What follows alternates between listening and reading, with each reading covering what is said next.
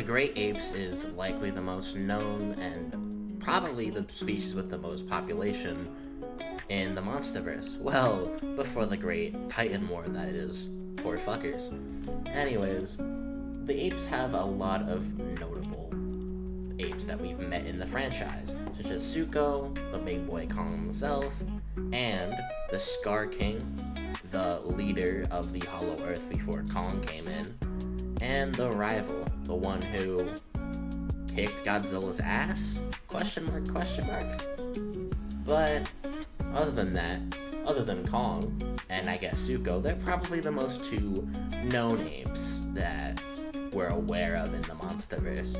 And considering a lot of people have started to realize how overhyped the two are and started to slander them, it brings up a good question. How strong are they? And who would win in a fight? So, the Skar King will be given his whip, however he won't be given the battle axe, and have no help from his army or Shimo. The rival, if you believe this interpretation, will also receive no help from any other apes.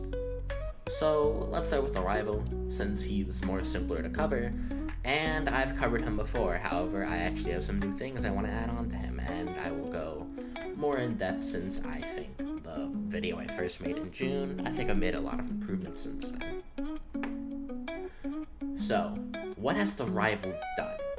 Well, he beat Godzilla, but what version? When did he beat Godzilla? Let's look at the context, let's get into specifics.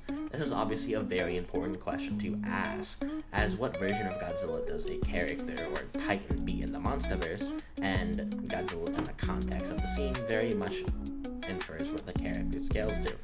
For example, without the context that the Mutos are fighting a EMP nerfed Godzilla, the Mutos would obviously be a lot stronger than they were actually.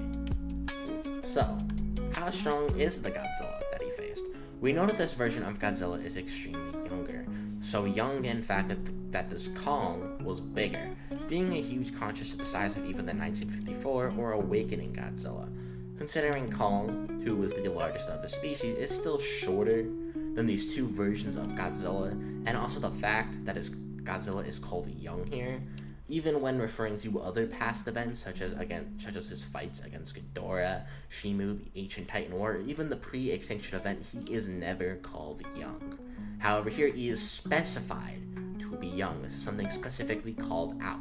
Something to note is that he is also called weaker than his current self. Like his one place is blown up, so he's thinking, oh, but there was this place when I was really young, or younger anyway, that I got driven out of.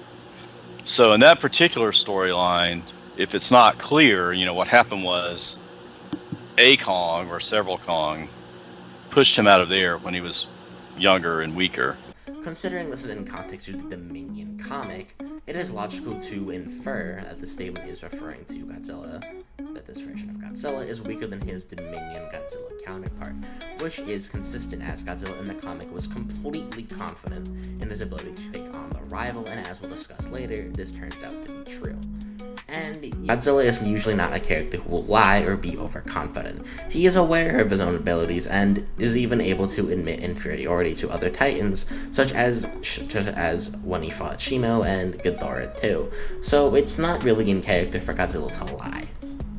Godzilla Dominion is one of the weakest Godzillas we have seen in the Monsterverse, I guess aside from this younger Godzilla. He is extremely tired, hungry, and weakened, and even specified to be in a near-death state. He is at his weakest state that we have seen yet.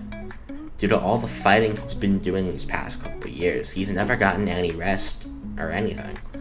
We literally know nothing about the fight, and other than that the rival won, and that he made Godzilla run. We know that the fight was likely an ambush and off guard, and we also know the fight left the rival with injuries from Godzilla. We never know the rival fighting anything else, and this image of the rival is supposed to be a memory from Godzilla's point of view, so it's pretty logical to say that these marks are from Godzilla. They're claw marks. Godzilla has made claw marks on other apes before, and other titans, so this isn't really inconsistent for him to do such a thing anyways. There is also the possibility that the rival has help from other apes. Way that I got driven out of.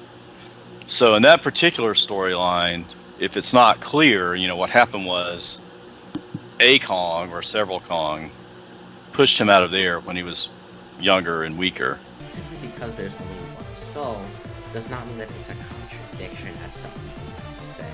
While it does say or, I'm not saying the statement is completely valid. If you'd like to take the statement as 100%, then this does make them quite less impressive. So it's either the rival Godzilla 1 of the struggle, or rival at help who beat Godzilla 1, whoever, and still struggled. Something we also know, the rival fought a pre-Evo Tiamat. Age doesn't affect this, I don't care what you say. The same Tiamat that is weaker and lost to the same Dominion Godzilla that is stated to be stronger than their rival. Added consistency that the rival isn't even Dominion Godzilla level. Other than this, the rival has pretty much nothing. He has no other statement, feat, etc. from that. However, we do know that Kong's parents were stated to be the strongest ape up to that point, which would logically mean rival. And obviously Kong would upscale off of his parents. No one's denying that. And I think even logically no one's gonna argue if I say even a 2021 Kong is stronger than the rival. I mean, despite how much you can argue Godzilla was holding back or whatever, there's no reason for this Godzilla to be weaker than a Dominion Godzilla. More or less a Godzilla weaker than Dominion. So let's go back to the Skar King. The Skar King, like the rival, does not have much to go on. We know that he could also, warp that at some point off its spine, who could, kinda contend with the 2021 Kong, but also not really. But as of now, at least, Kong doesn't even see a single offensive threat either. So, and it's like Godzilla, Kong doesn't lie very much. But let's go off this fight. And this fight, Skar King can cut Kong's hand a bit, area, and stagger Kong and knock him to the floor. But a single slam from Kong gives him a bloody nose and makes him concede. The novel even elaborating on this and outright saying that if the fight were to continue, Kong and the Skar King both concede that Skar would just die. And later on it's confirmed that Skar King is actually afraid of the monkey.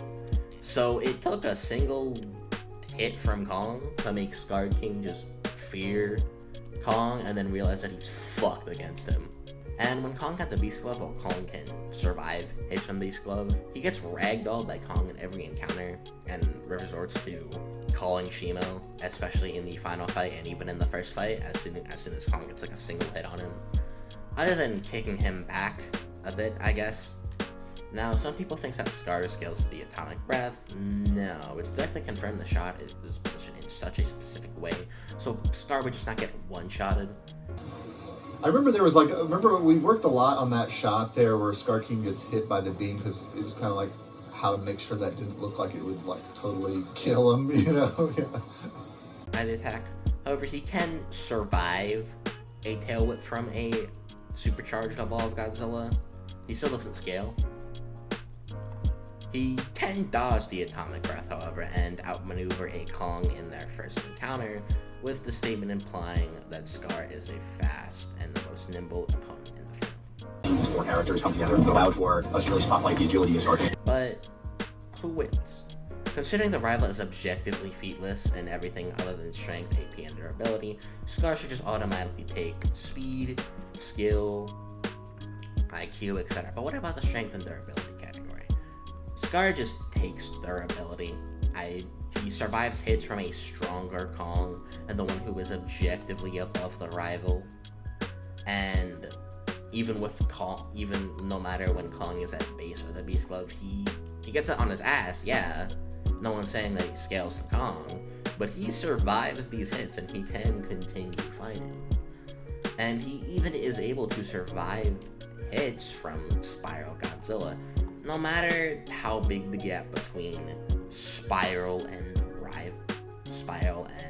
Skar King is. The fact that he's not getting torn in half from a Godzilla who would be so massively above the one that could harm and give marks to the rival, it's not even funny.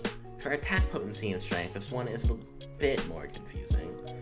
It's a situation where neither really scales to anyone fully, but Skar King gives some trouble to 24 Kong. At best, the we got for the rival is being able to harm and likely beat down this sub-Dominion Godzilla. And considering, once again, a 2021 Kong, like Kong probably weaker than his 2024 self, is at least give trouble to a Godzilla who is much stronger than the near-death state he was in Dominion. More or less whatever weak young Godzilla rival jumped and possibly ganged up on. Even if you want to think the rival takes this category, Skar takes everything else, the rival would not be able to tag or do any significant damage to the Skar King. And then the Skar would just whip him down at that point. Pause. Even if you want to be a little generous, the rival is no special monkey. He has no statement of being some special strong monkey like how Kong or the Skar King is, or even Kong's parents. He has no indication of anything else. You can even make the argument he's no stronger than the random apes that cut down the Skar King.